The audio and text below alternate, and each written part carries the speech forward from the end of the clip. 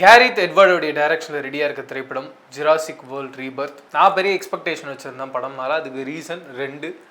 First point, Jurassic Park Jurassic வேர்ல்டாக இருந்தால் கூட அதில் அந்த டைனோசர்ஸ் எப்படி சண்டை போட்டுக்க போகுது, அண்ட் இதில் புதுசாக ரெக்ஸை இன்னும் மாடிஃபை பண்ணி பயங்கர இன்டெலிஜென்ட்டாக பார்க்கறதுக்கே ரொம்ப அவேஷனாக இருக்க மாதிரி ஒன்று ரெடி பண்ணியிருக்காங்க.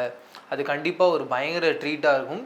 இதுக்கு முன்னாடியே ரேப்டரை ரெக்ஸ் மாதிரி ஒரு மாடிஃபிகேஷன் பண்ணாயிருந்தாங்க ஃபர்ஸ்ட் பார்ட்டில். அதை பார்த்தீங்கன்னா ஜுராசிக் வேர்ல்டை பொறுத்த வரைக்கும் அதுவே வேறு லெவல் ட்ரீட்டாக இருந்தது. இன்னும் ரெக்ஸை இன்னொரு வேர்ஷனில் நம்ம பார்க்க போகிறோம். அது இன்னும் பயங்கர எக்ஸைட்டிங்காக இருக்கும். அதோட ஐடியாஸ் எப்படி இருக்குது, அது மற்ற உயிரினங்களை எப்படி கொல்லுதுன்ற ஒரு எதிர்பார்ப்பில் தான் நம்ம இந்த படத்துக்குள்ளேயே போகிறோம். ஆனால் இந்த படத்தில் அதை பற்றி பெரிய அளவில் எதுவுமே காட்டல. அதுவே ஃபர்ஸ்ட் ஆஃப் ஆல் ஒரு பெரிய டிசப்பாயின்மெண்ட். ரெண்டாவது டிசப்பாயின்மெண்ட், ஸ்கார்லெட் ஜான்சன். அவங்களுக்காக தான் நான் இந்த படம் பார்க்கலான்றதுக்காக ஆசையாக போனேன். ரெண்டாவது பாயிண்ட்டாக, அவங்களுக்குமே இந்த படத்தில் பெரிய அளவில் இம்பார்ட்டன்ஸ் இருக்கா மாதிரி தெரியல. இந்த கதையாகவே ரைட்டிங் டீம் ரொம்ப வீக்காக எழுதியிருந்தாங்க. ஜுராசிக் வேர்ல்டு ஜுராசிக் பார்க் அப்படின்றது நம்ம நண்பகத்தன்மைக்கு தாண்டி இருக்க ஒரு கதை தான். ஆனால் அதுக்குள்ளே ஒரு உண்மைத்தன்மையை வச்சு தான் இது நாள் வரைக்கும் நம்ம படங்களை பார்த்துருக்கோம். இந்த படத்தில் அது மிஸ் ஆகுது. ஃபஸ்ட்டு எது ரொம்ப அவைவாக இருக்குன்னா, ஸ்கார்லெட் ஜான்சனாக இருக்கட்டும், அவங்களுடைய டீம் மெம்பர்ஸாக இருக்கட்டும், அண்ட் இதில் ஒரு டாக்டர் கேரக்டர் காட்டுறாங்க, ஒரு சயின்டிஸ்ட் மாதிரி. அவர் தான் ஒரு மெடிசன் தயாரிக்க போகிறாரு, அந்த ஐடியாஸ் கொடுக்குறாரு. அதுக்கு தேவைப்படுறது மிகப்பெரிய உயிரினங்கள்லேருந்து கிடைக்கக்கூடிய அந்த ரத்தம் அப்படின்றது இவங்களுக்கு தெரிய வருது. அதை தேடி தான் இவங்க அந்த ஐலாண்டுக்கே போகிறாங்க. பணத்துக்காக தான் போகிறாங்க, எக்ஸப்ட் அந்த சயின்டிஸ்ட்டை தவிர. இந்த சயின்டிஸ்ட் பேசியே இத்தனை வருஷமாக பணத்துக்காக என்ன வேணால் பண்ணலான்ற டீமை மாத்துறாரு அப்படின்றது ரொம்ப அபத்தமான ஒரு பாயிண்ட்டாக இருந்தது. அதை என்னால் கண்டிப்பாக ஏற்றுக்கவே முடியல. அண்ட் ரெண்டாவது அபத்தமான பாயிண்ட்டு, ஒரு ஃபேமிலி எல்லாருமே நடுக்கடலில் மாட்டிக்கிறாங்க.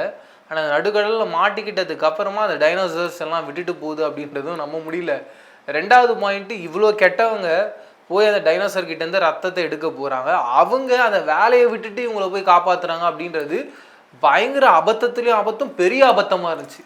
சரி, இதெல்லாம் கூட பொறுத்துக்கலாம் அப்படின்னு சொல்லிட்டு அடுத்து நம்ம அந்த கதையை நோக்கி போயிட்டு இருக்கும்போது இன்னும் பயங்கர மோசமாக பண்ணது என்னென்னா, மிகப்பெரிய கிரியேச்சர்ஸ் டைனோசர்ஸ் அப்படின்றது அது எப்படின்னா அட்டாக் பண்ணி நம்ம இது வரைக்கும் பார்த்துருக்கோம். பயங்கர பிரமிக்க வகையில் தான் இருக்கும். அதோட ஐடியாஸாக இருக்கட்டும், அதோடைய மூமெண்ட்ஸாக இருக்கட்டும், அது எப்படி இந்த ஹியூமன்ஸை ஸ்கெட்ச் போட்டு தூக்குது அப்படின்றது ஒரு பயங்கரமான ஒரு பிளான். கிட்டத்தட்ட ஒரு ரவுடி, ஒரு பொலிட்டீஷியன்ஸ் எல்லாம் ஒரு கேங்ஸ்டர்ஸ் அட்டாக் பண்ணுறாங்கன்னா அதோட ஸ்கெட்ச் எப்படி இருக்குமோ அப்படி ஒரு லெவலில் இந்த ட்ரீட்மெண்ட்டை வச்சு நம்மளை பயங்கரமாக என்கேஜ் பண்ணி அடுத்தடுத்த சீன்ஸுக்கு கொண்டு போய் தான் நாம் இது வரைக்கும் ஜுராசிக் பார்க் ஜுராசிக் வேர்ல்ட்லாம் பார்த்துருக்கோம்.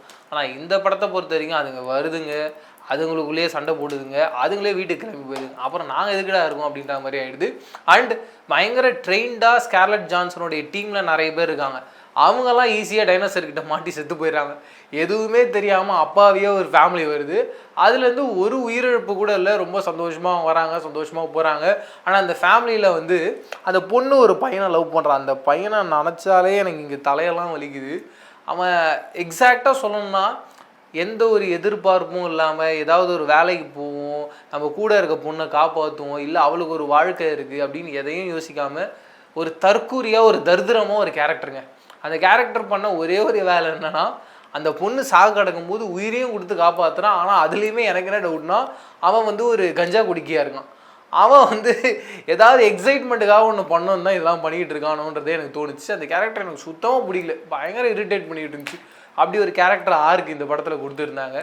ஓவராலாக எனக்கு இந்த படம் பார்க்கும்பொழுது ரொம்ப செயற்கையாக இருந்தது எல்லாமே. ஆனால் இந்த படத்தோட ஒரே ஒரு ப்ளஸ் பாயிண்ட் என்னென்னா, படம் ஃபுல்லாக ஏதோ ஒரு பாயிண்டில் அங்கங்கே என்கேஜ் பண்ணி அப்படி கொண்டு போயிட்டே இருக்காங்க. அது ஒன்று தான் ப்ளஸ் பாயிண்ட். அடுத்து இதுதான் நடக்க போகுதுன்னு நமக்கு தெரிஞ்சிருந்தாலும் கூட அந்த இன்ட்ரெஸ்டிங் ஃபேக்டர் நம்ம ஸ்க்ரீன்லேருந்து கண்ணெடுக்காமல் அடுத்து என்ன பண்ண போகிறாங்கன்றதை அப்படியே ஒரு சீரியல் பார்க்குற மீட்டரில் அடுத்து அப்படியே போயிட்டே இருந்துச்சு. அதை தவிர இந்த படத்தில் வேறு ஒன்றுமே கிடையாது. இதுக்கு முன்னாடி ஜுராசிக் வேர்ல்டு ஜுராசிக் பார்க்லாம் ஒரு கதையோடு அந்த கண்டென்ட்டை கொண்டு போய் அந்த ஜுராசிக் பார்க்கு உள்ளே கொண்டு அந்த ஜுராசிக் பார்க்கும் ஹியூமன்ஸுக்குமான ஒரு கனெக்ஷன் ஒன்று அழகாக ஆட்டியிருப்பாங்க. இதுலேயும் அப்படி ஒன்று இருக்குது. ஒரு குழந்தையும் ஒரு குட்டி டைனோவுக்குமான அந்த லவ் அப்படின்றது, அதுவும் ஏன் நடந்தது, எதுக்கு நடந்ததுன்னு தெரில. அது அப்படியே கதை இவங்க கிளம்பணுன்னா அங்கேயே விட்டுட்டாங்க. நம்ம ரைட்டிங்கை பொறுத்த வரைக்கும் இஷ்டத்துக்கு ஒன்று எழுதி வச்சு அதுக்கு ஒரு பேர் ஜுராசிக் வேர்ல்டு ரீபர்த்னு வச்சுக்கலாம்.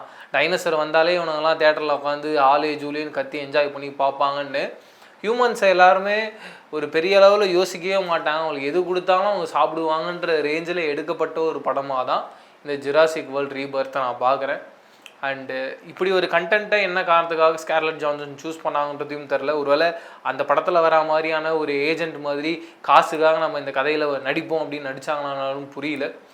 முழுக்க முழுக்க ஒரு டிசப்பாயின்மெண்ட் தான். அண்டு இதுக்கு முன்னாடி நம்ம பார்த்த படங்களெல்லாம் அந்த 2 பெரிய விலங்குகள் சண்டை போட்டுக்கும் போது அவ்வளோ ஆக்ரோஷமாக அவ்வளோ பயங்கரமாக இருக்கும். அண்டு இதில் ஒரு ரெக்ஸை வந்து பயங்கர இன்டெலிஜென்ட்டாக ஒன்று மாற்றணும்னு ஒன்று பண்ணி வச்சுருக்காங்க. ஆனால் அது உருவமாக பார்க்கும்போது எப்படி இருக்குன்னு பார்த்தீங்கன்னா ரொம்ப பரிதாபமாக இருக்குது. அதுக்கு நம்ம வந்து ஒரு 1/4 கிராம் கறி வாங்கி கொடுக்கலாம் போல், அந்த லெவலுக்கு அது இருக்குது. அதாவது மண்டையெல்லாம் நீங்கள் பார்த்தீங்கன்னு வச்சுக்கோங்க, கிட்டத்தட்ட நீங்கள் எனக்கு அந்த மீன் பேர் தெரியாது, ஒரு மீன் மண்டை பெருசாக வளர்க்கணும். என் ஃப்ரெண்டு சூர்யான்னு ஒருத்தரங்க, அவன் வீட்டில் அதை வளர்த்துக்கிட்டே இருப்பாங்க, மண்டை பெருசாகிட்டே இருக்கும். அந்த மீன் மூஞ்சி எடுத்துகிட்டு வந்து இந்த டைனோசர் உடம்புக்கு வச்சு விட்டு அதுக்கு வேறு குட்டி கை, இந்த MIB-யில் 2 ஏலியனுக்கு வரும், 2 குட்டி கை 2 பெரிய கை வச்சுக்கிட்டு அதோட கொஞ்சம் சிலக்கா முலகா பண்ண மாதிரி ஒரு டைனோசரு கொடூரம் பண்ணி வச்சுருந்தாங்க. பார்க்கவே பரிதாபமாக இருந்துச்சு. ஐயோ இதுக்கு யாராவது பிஸ்கெட் வாங்கி கொடுங்கலம்பா அப்படின்ற மாதிரி இருந்துச்சு. அதை போய் ஒரு பயங்கர பிரம்மாண்டமான ஒரு டைனோசரு அப்படின்ற ரேஞ்சில் அதோட ஐடியாவை காமிச்சா தான் நம்ம நம்ப வைக்கவே முடியும். அந்த ஐடியா விட்டு அந்த உருவத்தை மட்டும் காட்டி நம்ம பயமுறுத்தலாம் நினைக்கிறாங்க. கொஞ்சமும் பயம் வர மாட்டேங்குது. கழுது அந்த குழந்தைய அந்த டைனோசரை ஏமாற்றிட்டு அந்த சுவிட்சை ஆன் பண்ணிட்டு டாடா பாபாய் காட்டி போயிடுச்சு. ஓவராலாக எனக்கு இந்த படத்தை பார்த்தது என்ன தோணுச்சுன்னா, இந்த ஜுராசிக் வேர்ல்டை பொறுத்த வரைக்கும் நாமளே போயிட்டு வரலாம் போல, ஒன்றும் பயம்லாம் கிடையாது. அழகாக அங்கே ஒரு ஆம்லேட்டு டைனோசர் முட்டையை போட்டு உடச்சி சாப்பிட்டுட்டு ஒரு 1/4 மணி நேரம் தூங்கி எழுந்துட்டு ரிலாக்ஸ்டாக ஒரு மால்தீவ்ஸ் மாதிரியான இடத்துக்கு போயிட்டு இருந்தால் எந்தளவுக்கு பீஸ்ஃபுல்லாக இருக்க முடியுமோ அந்தளவுக்கு பீஸ்ஃபுல்லாக இருந்துட்டு, தற்குறித்தனமாக ஒரு 4-5 ஃப்ரெண்ட்ஸ் இருப்பாங்களே தேவையில்லாத இடத்துல கத்திக்கிட்டு சவுண்டை போட்டுக்கிட்டு, அவங்களுக்கு எல்லா இடமே ஆபத்து தான். படிக்கட்டில் ஏறும் போதே சரசரன்னு கீழே விழுந்து செத்து போயிடுவாங்க. அந்த மாதிரி ஆட்களுக்கு இது ரொம்ப டேஞ்சரான இடமாகவும், இன்டெலிஜென்ட்டே இல்லாமல் ஒரு இன்டெலிஜென்ட்டாக ஒரு படம் எடுத்து நினச்சிக்கிட்டு ஒரு படம் எடுத்த ஒரு படமாகவும் தான் இந்த ரீபர்த் அமைஞ்சிருக்கு. என்னை பொறுத்த வரைக்கும் இது ரீபர்த் இல்லை, ஓவரால் டெத் அப்படின்ற மாதிரி தான் நான் பார்க்குறேன். இதுக்கப்புறம் கூடிய விரைவில் கண்டிப்பாக இந்த டைனோசரஸை வச்சுட்டு ஒரு கண்டென்ட்டில் ஹாலிவுட்டில் நடக்கவே நடக்காது. அண்டு ஹாலிவுட் தொடர்ந்து டவுன்ஃபாலில் இருக்குன்றதுக்கு இன்னொரு சின்ன எக்ஸாம்பிளாக தான் நான் இந்த படத்தை பார்க்குறேன். இதே மாதிரி சூப்பரான அடுத்த ரிவ்யூவில் சந்திக்கிறேன். அது ரிலேட்டடாக நான் பிரவீன் KS. பாய்.